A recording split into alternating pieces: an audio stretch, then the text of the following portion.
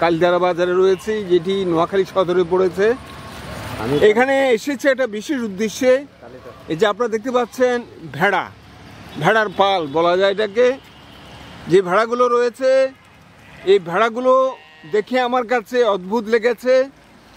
যদিও নোয়াখালী সদরে এই ভেড়ার পাল, যেটা কালিদারা বাজার আপনারা দেখতে পাচ্ছেন, এই ভেড়াটি আপনারা যেভাবে দেখছেন, এবং যিনি এই যার ভেড়াগুলো আমি তার সাথে কথা বলছি।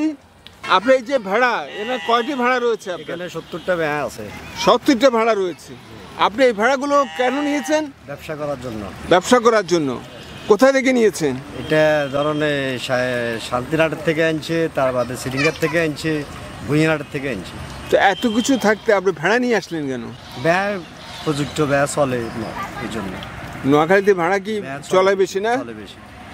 অর্থাৎ ভেড়ার যে মাংস, যেন আপনাকে যে ভেড়াগুলো দেখা যাচ্ছে, এই ভেড়াগুলো মূল্য কত করে পড়েছে একটা ভেড়ার?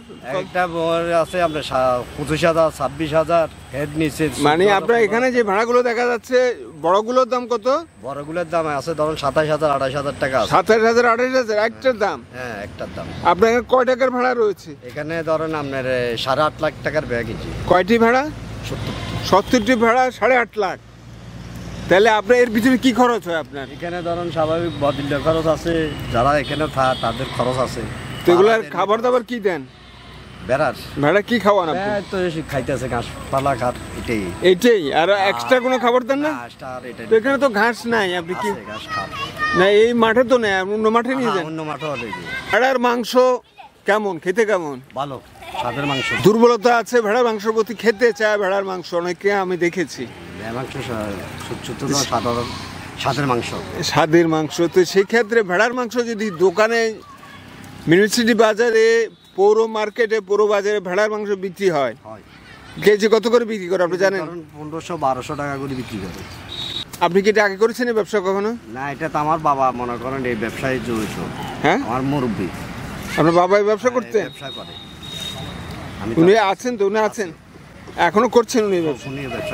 আপনি ছোটবেলা থেকে দেখে আসতেছেন? ছোটবেলা থেকে দেখতেছি। উনি এই ভেড়া ব্যবসায় করতেন? ভেড়া ব্যবসা, ছাগলের ব্যবসা, সবগুলো। ভেড়ার উপরে আপনার বেশি মনোযোগটা, আপনার সবচেয়ে বেশি ভালো লেগেছে ভেড়ার, এই জন্য আপনি ভেড়াটা আপনি করছেন। আপনি বাবার ছাগল, ভেড়া, গরুর ব্যবসা, আপনি গরু নিশ্চয়ই করেন? গরুর ব্যবসা নেই, শুধু ছাগল আর ভেড়া। আপনার বাবা ছাগল আর ভেড়া ব্যবসা করতেন, এখনো করেন? তাহলে সেই ক্ষেত্রে আপনি ভেড়ার ব্যবসার সাথে জড়িত হয়েছেন। তা যা হোক, আপনার কাছে এই যে ভেড়াগুলো আমি দেখলাম, ভালো লাগছে। এবং এই এতগুলো ভেড়া আপনি কজন রেখেছেন? এই যে ছেলেরা আপনার ভেড়া দেখছে, কজন? আমরা এই 5 জনের ভেড়াগুলো দেখছি। এদের কত দেন আপনি?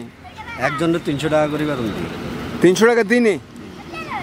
তাহলে 300 টাকা বেতন দিলে তো আপনার খরচ বাড়ছে। হ্যাঁ, বাড়ছে, ঠিক আছে। 300 তারপরে তো অন্তত না 100 তো চলতো না। তা তো ঠিক আছে। তা এখন এগুলোকে কোরবান, যেহেতু আসন্ন কোরবান আসছে, আপনি এগুলো কোরবান হাটে উঠিয়েছেন?